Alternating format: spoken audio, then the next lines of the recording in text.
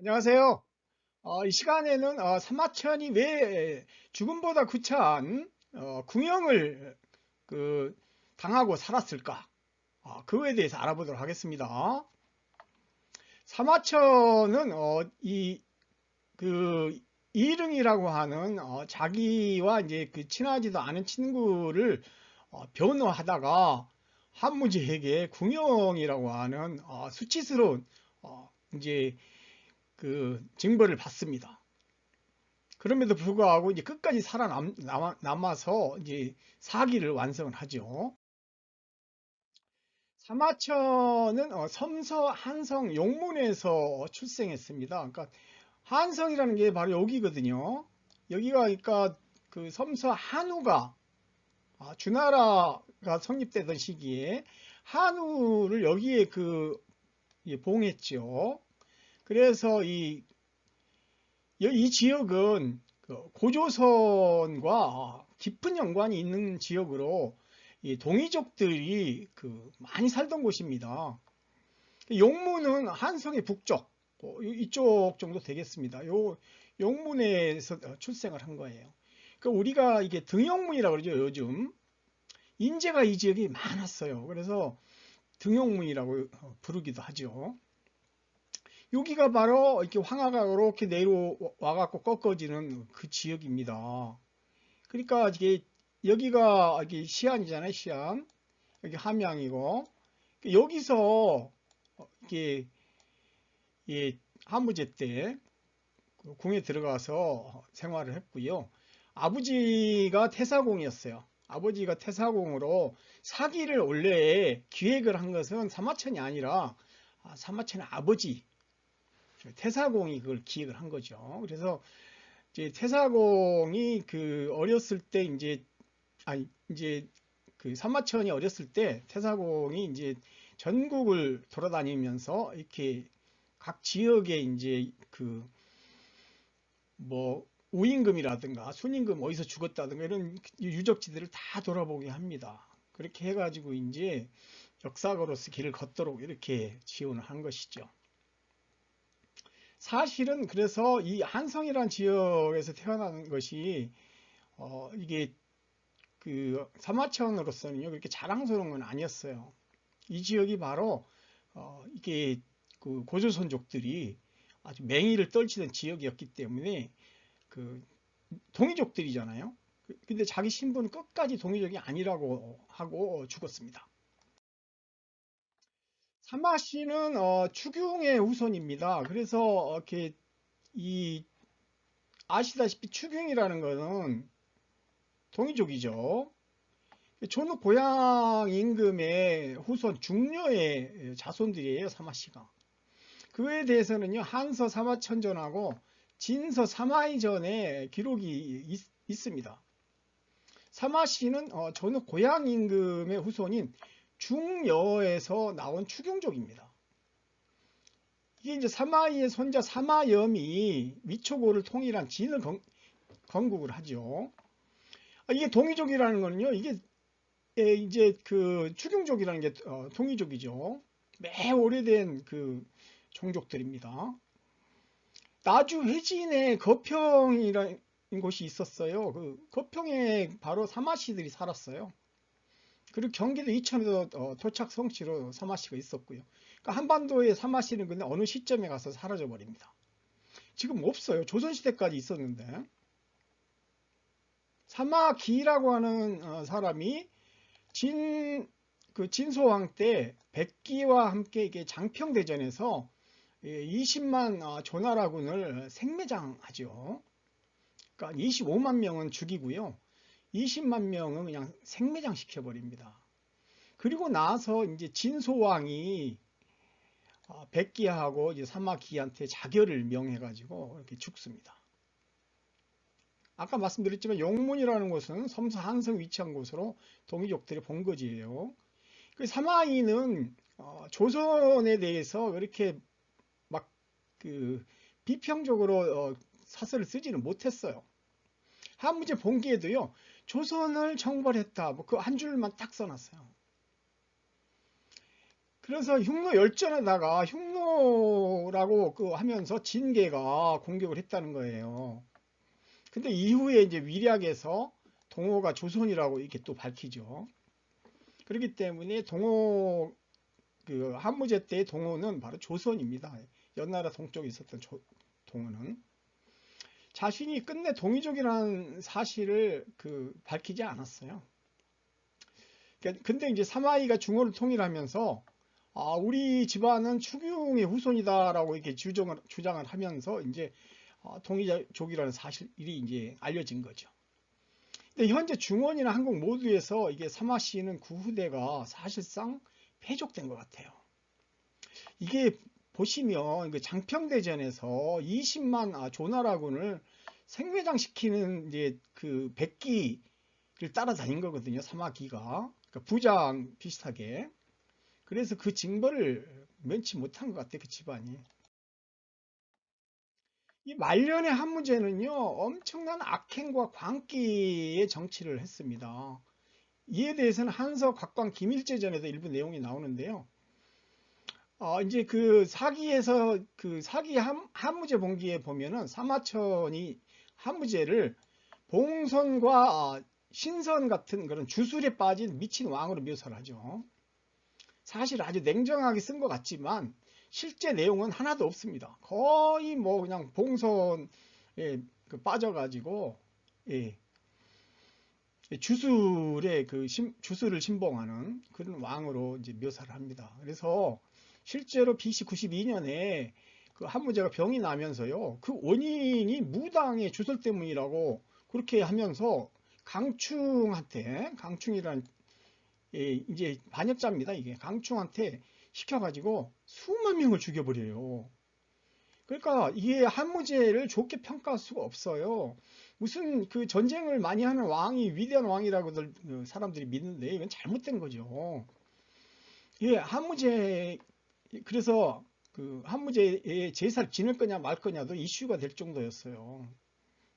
근데 이제 제사를 지내야 된다는 이제 사람들이 득세를 하면서 이제 제사를 지내게 되는데 그 이후에도 한무제는 부정적인 평가를 면치 못합니다. 국고를 모두 탕진하고요.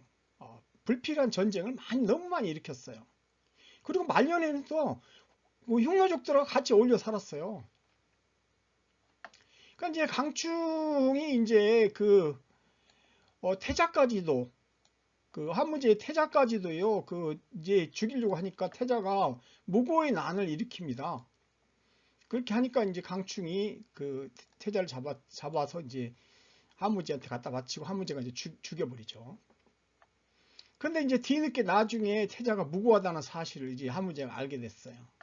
그러니까 이제 강충이 이제 반란을 일으키죠.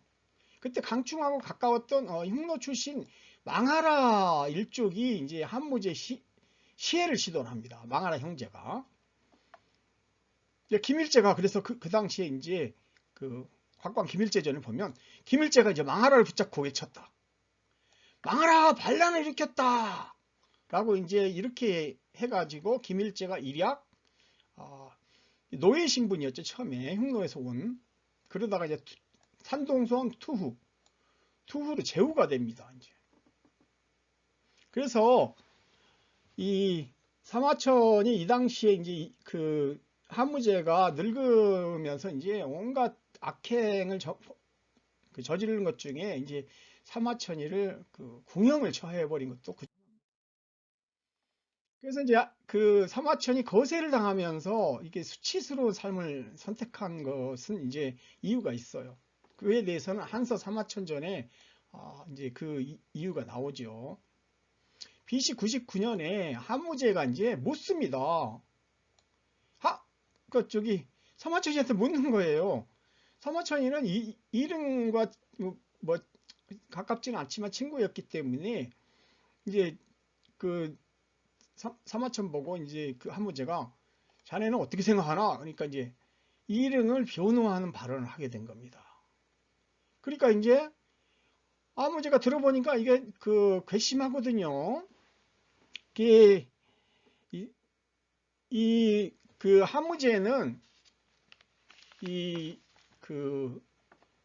원래 보병 5천으로 흉노 정벌에 나섰던 이릉보다 더 책임이 큰 이제 대장군 이광리가 있었어요. 근데 이 이광리는 자기 애첩인 그런 이부인이라는 그 여자의 오빠거든요. 처남에 해당하죠. 그러니까 처남이 책임을 져야 되는 문제가 발생해 버린 거예요. 이 사마천의 말 때문에. 그렇게 되니까 이제 괘씸하다 생각해가지고 사마천이를 이제 그 사형 선고를 내려버리게 하죠. 근데 이제 전쟁 광이었던 한무제가 이제 전쟁을 너무 이게 많이 벌려가지고 국고가 이제 모두 다 탕진해 버립니다. 그래서 이제 국고를 충당하는 방법으로 사형을 선고받은 사람이 속전을 내면은 살려주고 했어요. 그리고 노동력이 부족하니까 또 궁형을 받으면 살려준다 이렇게 했습니다. 그렇게 해서 사마천이가 이게 정말 궁형에 대해서 굉장히 수치스럽게 생각을 했습니다. 근데 그럼에도 불구하고 이게 치욕스러운 이제 궁형을 선택을 하게 됩니다. 그 이유는요, 한수 사마천전에 잘 기록되어 있어요. 그러니까 사마천의 아버지 태사공은 이 봉선 의식에 참여를 하지 못해가지고 분에 못 이겨서 죽습니다. 그러면서 죽기 전에 사마담이 이제 사마천한테 유언하기를요. 우리 손조는 주나라 왕실 때 태사였다. 그 위 세대는 일찍이 순임금과 하나라 때 공명을 떨친 후 천문 일을 맡아왔는데 지금 천자께서 천년 대통을 이어받아 태산에서 봉선의식을 행하는데 내가 따라가지 못했으니 이건 참 운명이로다. 운명이로다. 그러면서 내가 죽거든 너는 반드시 태사가 되어라. 태사가 되거든 내가 논에 조술하리 했던 것. 이게 바로 사학입니다. 사학이. 를 결코 잊어서는 안 된다. 그래서 사기를 써야만 된다는 아버지의 유언을 저버릴 수가 없었던 거예요. 그래서 그때 당시 궁형당한 사람은 인간 취급을 안 했다고 그래요. 궁에서. 환관이 된 거예요. 환관. 그러니까 친하지도 않던 이릉을 변호하다가 사형 선고를 받은 이 사마천. 정말 치욕스러운 이제 삶을 살아갑니다. 한서 사마천 전에는요 보임 소경서라 그래가지고 사마천이 이릉을 변호한 내용이 이제 다음과 같이 기록되어 있습니다. 이릉은 천리길을 전전하며 싸우다 화살이 다 떨어지고 길이 막혔으나 구원병은 오지 않고 병졸의 사상자는 쌓이기만 했습니다. 그러나 이릉이 한번 외쳐 위로하면 병사들은 몸을 일으켜 눈물을 흘리지 않은 자가 없었으며 피눈물을 삼키면서 다시 맨주먹으로 칼날을 무릅쓰고 북쪽을 향해 죽도록 싸웠습니다. 이렇게 이릉이 이 병사들로 하여금 죽을 힘을 다해가지고 싸우도록 만든 거는 옛날 명장들 누구보다도 더 훌륭한 일이다 이렇게 발언을 한 거예요. 그런데 이제 한무제가 이걸 괘씸하게 생각해가지고 이제 사마천에 이제 사형을 내리는 거죠. 그러면서 이제 이 보임 소경서라고 하는 거는 이게 자기의 친구 이만이 이제 사마천이 말년에 이제 황제 옆에 따라다니니까 권세께나 있겠거니 해가지고 이제 거기다가 자기도 이제 아무 죄도 없이 이제 사형을 선고받습니다. 그래서 이제 사마천 보고 이제 자기 좀 구명을 해달라 이렇게 이제 편지를 쓴 거예요. 근데 그 편지에 대해서 이제 자기의 처지를 이제 신병에 대해서 이야기를 이렇게 한 겁니다. 그래서 그 편지에서 저는 이릉과 함께 문화시중에 있었으나 본디 친하지도 않았다. 서로 취향이 달라가지고 함께 술을 마신 적도 없고 친밀한 교제의 즐거움도 나눈 적이 없다는 거예요. 그래서 물동이를 머리에 이고 하늘을 볼 수 없죠. 그거는 물동이를 머리에 이면은 오로지 앞길로만 간다는 이야기지 않습니까? 이게 제분 망천이라고 그래요. 어떻게 이 물동이를 머리에 이고 하늘을 쳐다볼 수 있겠습니까? 그럼 물동이가 그냥 완전히 와르르 쏟아져 내리겠지요. 그래서 오로지 앞길만 쳐다보고 손님과의 왕래도 끊고 집안일도 돌보지 않고 이랬다는 거예요. 이게 역사를 하는 사람들은 기본 자세가 이렇게 돼야 되죠. 근데도 불구하고 하늘이 이게 그 맹자에도 나옵니다만은 사마천에게 이제 더 시련을 줍니다.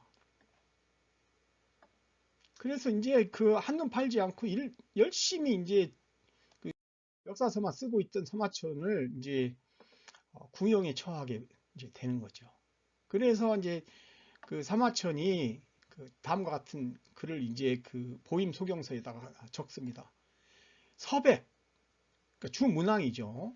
주문왕은 백작이었으나 유리라는 곳에 갇혔고 이사는 재상임에도 5가지 형벌을 다 받았습니다. 여러분 이사라는 게 바로 진시황을 이 통일 그 진시황의 통일을 도왔던 그런 그 사람이죠. 그런데 이사는요 아주 그 못된 짓을 많이 했어요. 간신 짓을. 그러니까 뭐 유교 사상을 설파하는 사람들을 다 죽입니다. 그 진시황한테 시켜가지고. 그리고 나서요 더 기가 막힌 거는 이제 그 순행을 하잖아요. 진시황이 순행을 하다가 죽습니다. 거록에서 죽어요. 북경에서 가까운 쪽 거기 북경 쪽은 아니고요. 이제 석가장 고 근방에서 죽습니다. 이렇게 할 때 이제 그 큰아들이 원래 있었는데 큰아들을 이제 그 뒤로 하고 그 호해라고 하는 망나니 아들을 이제 왕으로 옹립시킵니다. 2세 왕으로. 그래서 이제 2세 왕으로 옹립이 되자 이제 이제 이사가 당연히 출세가도를 달리겠지요. 그런데 이게 출세라는 것이 이게 뭐라 그럴까요? 이게 찰나의 그냥 그 권세잖아요. 그거를 이제 막 거기에 빠져가지고 이제 온갖 악행을 저지르다가 같이 이제 그 황제를 옹립할 때 같이 힘을 썼던 조고라고 하는 황간이 이제 이사를 모함을 해가지고 이제 이사를 죽이는 겁니다. 근데 이사는 아주 비참하게 죽었어요. 그래서 이제 이 사실을 기록을 한 겁니다. 사마천이 이사의 죽음에 대해서. 이사는요 살갗에다가 먹물을 집어넣는 묵형도 당하고요. 그 다음에 코를 아예 잘라버리는 비형, 그 다음에 발 뒤꿈치도 베어버리고요. 그러니까 걸어다닐 수 없게 만들어버리고, 그 다음에 이제 불화를 까는 궁형, 그 다음에 이제 처참하게 죽이는 대비역까지 5형을 모두 실시한 다음에 함양의 시장 바닥에서 허리를 잘라가지고 죽여버립니다. 그래서 우리가요, 이 순간의 권세를 믿고 함부로 행동하면 안 됩니다. 그래서 역사를 하는 사람은 바른 길을 가야 되는 거예요. 그러니까 왜곡을 범하는 순간 바로 멸문지화가 닥칩니다. 후손들한테. 아까 보십시오. 사마시들이요. 조씨들을 20만 명을 생매장하고 나서 사마시 자체가 지금 이 존재 자체가 없지 않습니까? 물론 그거는 이게 서진 동진 시기에 진나라의 이제 사마시들이 온갖 또 악행을 저지른 과업도 또 있습니다. 어찌됐건 사마시는 지금 한국에서는 사라져 버렸어요. 조선시대까지 있었는데. 그 다음에 남의 가랑이 밑을 기던 한신이 이제 왕까지 되지요. 그런데 결국은 진에서 형틀에 묶여가지고 죽습니다. 팽월과 장호는 남면하여 이제 남쪽으로 얼굴을 바라본다는 뭡니까? 북쪽에 섰다는 소리잖아요. 자기 등 뒤에 북이라는 거죠. 즉 왕 노릇을 했다는 이야기죠. 그런데 감옥에 갇혀 죄를 받았다는 거잖아요. 그러니까 여러 사람들을 열거합니다. 근데 이 사람들은 모두 왕후 좌상의 지위에 올라서 그 명성을 이웃 나라까지 떨쳤습니다만은 결국은 죄에 걸려가지고 그물이 던져지자 자결을 하지 못하고 구차하게 진흙탕 속에 빠졌다는 거죠.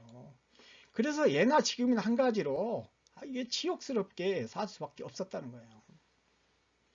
그런데 그 치욕을 감내하면서 또 이제 일을 제대로 한 사람이 있었는데 바로 주문왕이 구금된 후에 주역을 풀이를 했죠. 그리고 공자는 공경에 빠졌을 때 춘추라는 그 책을 썼고요. 구론, 초나라의 구론은 이제 그 간신배들한테 그 모함을 당해가지고 쫓겨나죠. 그때 이제 이소라고 하는 책을 씁니다. 그 좌구명이죠. 좌구명은 실명한 후에, 그러니까 눈이 먼 후에 국어라는 책을 완성했습니다. 손자는 무릎 뼈를 도려내는, 그러니까 다리를 잘라버린 거예요. 형벌을 받은 후에 이 손자병법을 편찬했죠. 여부리는요, 청나라의 그 유배돼서 춘추를 지었고, 한비는 진나라 감옥에 갇혀가지고 세난과 고분을 저술했다고 기록했습니다. 이처럼 사람들이 공경에 처했을 때 진정하게 자신의 역량을 발휘하기 위해서 고군분투한다는 사실을 기록을 한 것이죠. 자기도 그래서 결국은 왜 궁형을 선택했는가, 그거를 이제 이렇게 비유를 해서 설명한 겁니다. 이상 설명 마치도록 하겠습니다. 감사합니다.